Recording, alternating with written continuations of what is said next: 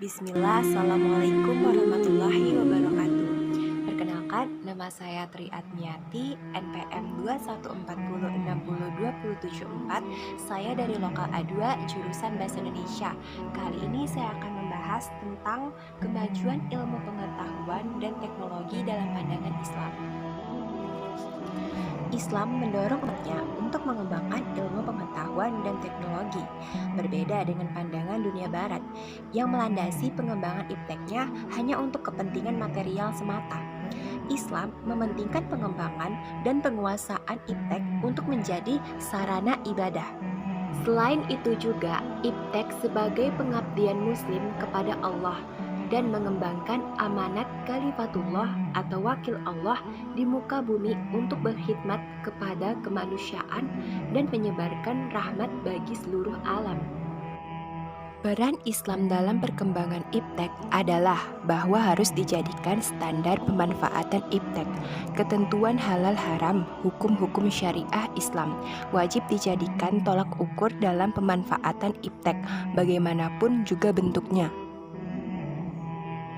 Iptek yang boleh dimanfaatkan adalah yang telah dihalalkan oleh syariat Islam, sedangkan iptek yang tidak boleh dimanfaatkan adalah yang telah diharamkan syariat Islam itu sendiri. Maka penting bagi kita untuk menuntut ilmu syar'i, Al-Quran, dan Al-Hadis. Apapun ilmu pengetahuan teknologi yang dikembangkan, semua harus berdasarkan nas Al-Quran dan As-Sunnah. Allah telah memerintahkan umat Islam untuk mempelajari ilmu pengetahuan dan teknologi. Jauh sebelum teknologi itu diciptakan, kita bisa melihat dari Al-Quran surah Al-Alaq. Bismillahirrahmanirrahim. Iqra bismi rabbikal ladzi khalaq. Khalaqal insana min 'alaq. Iqra wa rabbukal akram. Alladzi 'allamal bil qalam. 'Allamal insana ma lam ya'lam. Yang artinya, bacalah dengan menyebut nama Tuhanmu yang menciptakan. Dia telah menciptakan manusia dari segumpal darah. Bacalah, dan Tuhanmu lah yang maha pemurah, yang mengajar manusia dengan perantaraan kolam. Dia mengajarkan kepada manusia apa yang tidak diketahuinya. Kemudian, apa yang dimaksud dari membaca yang ada pada ayat pertama dari surah Al-Alaq? Maksud dari membaca di sini adalah membaca realitas alam dan realitas manusia.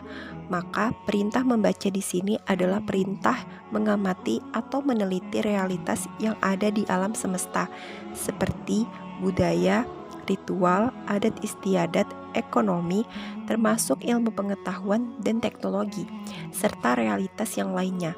Sehingga ketika kita sudah mengamati dan meneliti, maka akan menghasilkan ilmu pengetahuan, dan pada akhirnya kita akan memahami realitas-realitas tersebut.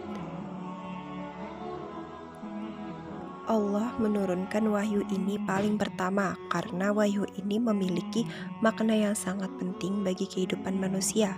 Selain itu, dari surat Al-Alaq ada juga dari surat lainnya. Seperti di Quran surah Al-Baqarah surah 2 ayat 164, yang artinya sesungguhnya dalam penciptaan langit dan bumi silih bergantinya malam dan siang, bahtera yang berlayar di laut membawa apa yang berguna bagi manusia, dan apa yang Allah turunkan dari langit berupa air, lalu dengan air itu dihidupkan bumi sesudah mati, dan Dia sebarkan di bumi itu segala jenis hewan dan pengisaran angin dan awan yang dikendalikan antara langit dan bumi. Sungguh terdapat tanda-tanda keesaan dan kebesaran Allah bagi kaum yang memikirkan. Selain itu juga ada di dalam Quran surah Al-Jathiyah ayat 13. Ada juga di dalam Quran surah Ar-Rum ayat 20. Di antara tanda-tanda kekuasaannya ialah menciptakan langit dan bumi dan berlain-lainan bahasamu dan warna kulitmu. Sesungguhnya pada yang demikian itu benar-benar terdapat tanda-tanda bagi orang yang mengetahui. Ada juga di dalam Quran surah Al-An'am ayat 97, Quran surah Yunus ayat 5. serta masih banyak lagi ayat-ayat yang berhubungan dengan ilmu pengetahuan dan teknologi. Dalam beberapa ayat di atas, pada bagian awal ayat, Allah menjelaskan realitas-realitas yang ada di alam semesta. Lalu di akhir ayat Allah mengakhirinya dengan kalimat, "Sungguh terdapat tanda-tanda kebesaran Allah bagi orang-orang yang menggunakan akalnya untuk berpikir atau mengetahui." Maka secara tidak langsung Allah juga memerintahkan kita untuk mengamati dan meneliti dengan menggunakan akal kita agar mampu memahami ilmu pengetahuan dan teknologi. Tapi kenapa Allah memerintahkan kita untuk mempelajari ilmu pengetahuan dan teknologi? Pertama, karena dengan mempelajarinya kita akan semakin menyadari bahwa kebesaran Allah itu ada. Kedua, karena tujuan manusia diciptakan itu adalah untuk menjadi khalifah di muka bumi. Sedangkan tugas khalifah di muka bumi adalah untuk menciptakan kemakmuran dan membangun kembali keseimbangan alam yang sudah Allah tegakkan. Dengan adanya ilmu pengetahuan dan teknologi, kita bisa mewujudkan Islam yang rahmatan lil alamin atau menjadi rahmat bagi alam semesta. Lalu bagaimana tahapan iptek bisa memajukan peradaban? Dengan mendidik generasi muda untuk mengenal ilmu pengetahuan dan teknologi, lalu mereka akan beranjak dewasa dan menjadi ilmuwan. Nah, ilmuwan ini adalah penggerak atau agent of change yang mampu memajukan suatu peradaban. Dan apa kolerasi antara iptek dan Islam? Jawabannya terdapat di dalam Quran Surah Al-Anbiya ayat 80. "Dan telah kami ajarkan kepada Daud membuat baju besi untuk kamu guna memelihara kamu dalam peperanganmu. Maka hendaklah kamu bersyukur kepada Allah." Berdasarkan tafsirnya, Islam menganjurkan kita untuk menciptakan atau membuat alat yang dapat memudahkan pekerjaan kita, dan itulah teknologi.